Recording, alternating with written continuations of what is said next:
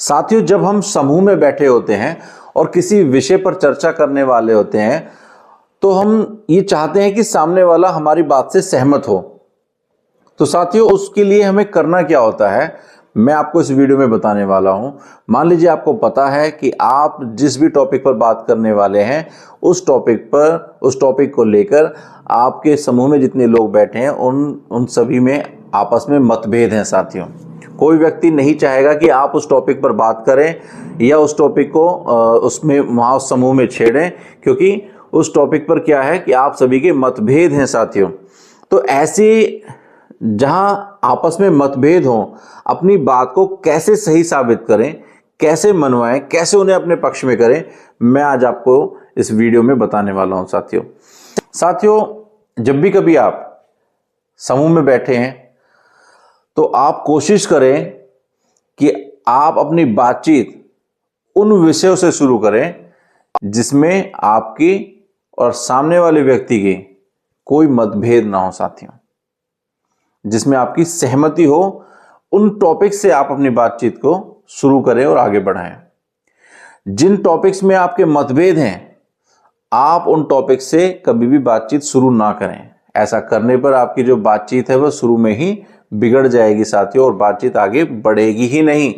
तो इसलिए जब भी आप समूह में बैठे हैं और अपनी बात को मनवाना चाहते हैं, सामने वाले व्यक्ति को अपने पक्ष में करना चाहते हैं, तो आप उन बिंदुओं से अपनी बातचीत को शुरू करें जिन बिंदुओं पर आप सभी की सहमति है। साथियों, और कोशिश करें सामने वाले व्यक्ति को यह बताने में कि आपका और उनका दोनों का एक ही लक्ष्य है, काम करने का एक ही लक्ष्य है। सिर्फ और सिर्फ जो कमी है, जो विभिन्नताएं हैं, वो है मार्ग की, वह है साधन की। सिर्फ साधन अलग हैं, मार्ग अलग हैं, लेकिन लक्ष्य आपका और मेरा एक ही है। तो साथियों, अगर आप ये सब बताने में और समझाने में कामयाब हो जाते हैं तो होगा कि आपकी बातचीत जो है सार्थक रूप में आगे बढ़ सकती है। साथियों, आगे बढ़ेगी। साथियों, 100% आगे बढ़ेगी। क्योंकि होता क्या है, कोशिश करिए कि जब सामने वाले व्यक्ति से आप बातचीत करते हैं तो आप उसको हाँ कहलवाने में सफल रहें। साथियों, क्योंकि यदि सामने वाले व्यक्ति के मुंह से एक बार ना शब्द निकल जाता है, और चाहे वह गलती से निकले या जानबूझकर निकले, तो व्यक्ति के जो व्यक्तित्व का गर्व है, उसका जो ईगो है, उसको अपने उस ना शब्द पर अड़े रहने के लिए मजबूर कर देता है। साथियों, इसलिए कभी कभी सामने वाले व्यक्ति को देरी से ही एहसास हो कि वह जो ना शब्द पे अड़ रहा है वह गलत है, लेकिन उस समय वह अपने ना शब्द को लेकर अड़ा रहता है। साथियों, इसलिए कोशिश करें कि जब आप बातचीत करते हैं तो अपनी बातचीत को उन बिंदुओं से शुरू करें जिनमें आपकी सहमति है। अगर आप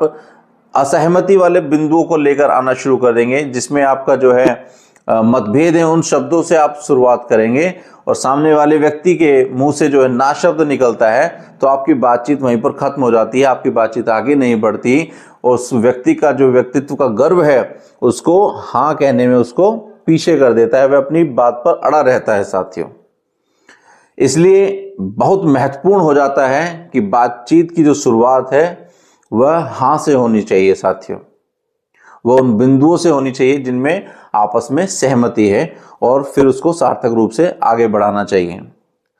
आप सभी जानते हैं कि एक समझदार वक्ता जो है अपने श्रोताओं से शुरू से ही हाँ कहलवाता जाता है, और इस तरह श्रोताओं की जो मानसिकता है वह सकारात्मक दिशा की ओर बढ़ जाती है, और प्रत्येक श्रोता जो है उस वक्ता की जो प्रत्येक बात को अच्छी तरह से सुनता है और उससे पूर्ण रूप से सहमत भी होता है। साथियों, तो हमेशा आप जब भी कभी समूह में बैठे हो तो इस कूटनीति का प्रयोग करके आप सामने वाले व्यक्ति को अपने पक्ष में भी कर सकते हैं, अपने फेवर में कर सकते हैं, अपनी बात से सहमत भी कर सकते हैं, और अपने जो सामने वाला व्यक्ति है उसको पूर्ण रूप से आप अपनी जो विचारधारा है उससे सहमत करके आगे बढ़ सकते हैं। साथियों, आप अगर इस फॉर्मूले को